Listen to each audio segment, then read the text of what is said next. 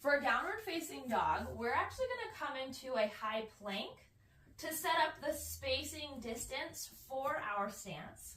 And then I want you to just lift your hips up and back. Now, you might notice that your heels get nowhere near the ground, and that is okay. Now, we really want to think about keeping a long spine running from the crown of the head through the tailbone, and then from the top of the hip all the way down to the heel. Making a nice triangular shape in our pose. Hands as wide as our shoulders, feet underneath the hips.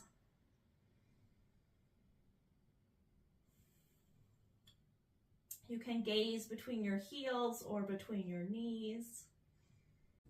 So you're going to bring your hands onto the base of the chair, stepping back and lowering the hips until you're in a nice strong line.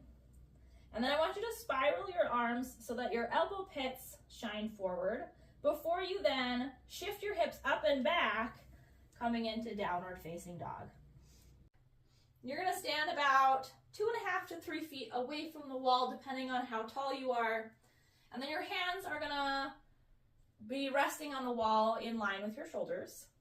And I want you to walk your hands down, 2 hand prints, as you bow forward, sending your hips back, bringing your ears in line with your arms. So go ahead and set your blocks, place them underneath the shoulders, place your hands atop the blocks, and then come into your high plank. Pause here for a moment before shifting your hips up and back, really pressing into the blocks, sending the heels down towards the mat, and then tuning into your breath. We can make this even more challenging by drawing elbow to knee. We're going to start with same side.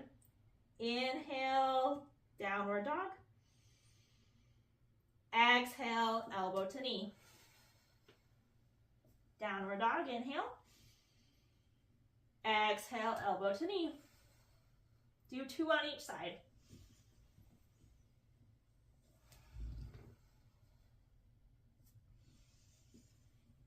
Last one. Back to down dog.